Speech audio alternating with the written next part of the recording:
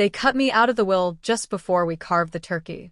"We're done supporting you," my father said, wiping cranberry sauce from his mouth like he was closing a deal, not dismantling a life. "Your brothers earned it all." Then I saw her, my wife, slip her hand into his under the table. She squeezed, and her thumb brushed over his knuckle with the ease of practice, like this betrayal had choreography. Later, she dropped the act completely. "I want a divorce," she said from the bedroom doorway. "The kids can't stand you anyway."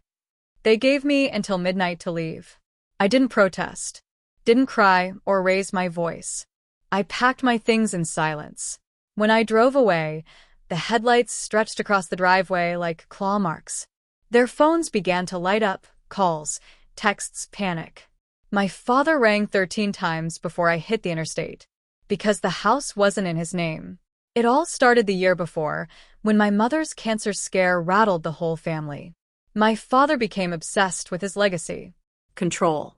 He wanted me to oversee the restructuring of the family trust. Said I was the reliable one. So I did. I brought in lawyers, drafted new paperwork. But I made a quiet change they never bothered to catch. I made myself the trustee. Legally. Cleanly. They were too self-assured to look closely.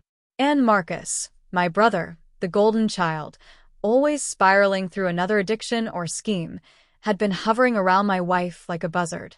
I saw the signs, too long hugs, inside jokes I wasn't part of, late-night texts about work. I knew exactly what was happening. I just stayed quiet. Not because I didn't care, but because silence gives you time. And time crafts revenge with far more impact than anger ever could. So when she finally handed me those divorce papers, eyes gleaming like she'd just conquered something, I didn't flinch. She believed she was walking away with everything. Our kids, the house, even my share of the family trust. What she didn't know was that 2 weeks before, I had already moved $2.3 million into a separate trust solely for our children. She couldn't touch it without my consent. The house? It hadn't been in my name, or even my father's, for months. I had transferred it to a shell company I quietly controlled. Every step was legal, every document flawless. As I drove away that night, they thought they'd strip me bare. In reality, I walked away from a structure I'd already soaked in gasoline. Then came the alerts, bank notices, lawyer emails, title transfers. My father saw it first. The family trust had been modified. His name gone. So was Marcus's. Then he noticed the property records. The house had changed hands hours before our family dinner. Sold to an anonymous buyer. That buyer was me, in a different skin. My wife got her own wake-up call. Credit cards declined. Joint accounts zeroed out. Her Tesla towed away. She called again and again, crying, pleading, yelling. I didn't answer. I never intended to. The next morning, I walked into court alone and filed my own petition for divorce. Grounds: infidelity. I attached photo evidence, chat logs, GPS data, months of quiet collection. She thought she was clever, but she left a trail so obvious it may as well have been neon signs. The judge saw everything. Her lawyer did too.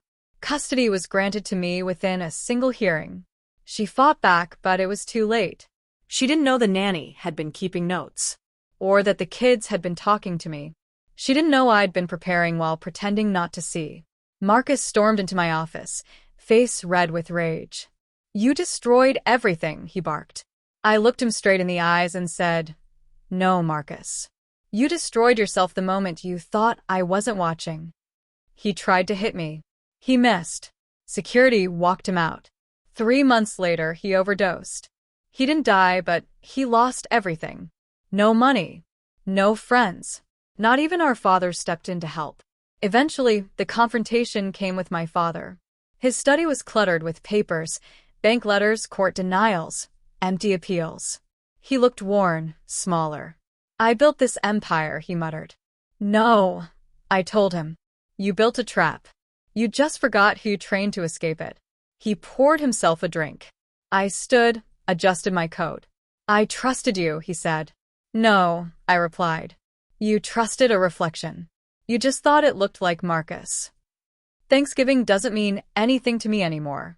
I don't need it. The kids live with me now. Our house is filled with laughter. Peace.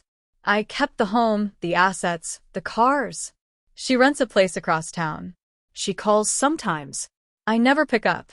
My father now lives in a budget retirement home, sterile, quiet, shrinking. As for the family business, I sold it, gave half to charity, invested the rest, wisely and quietly. People call me cold. Maybe I am. But revenge isn't about rage. It's about strategy. It's about timing. It's about letting them believe they've won until you pull the floor out from under them. Not with shouting, with signatures, with silence. They mistook my patience for weakness. But patience? That's the sharpest blade of all.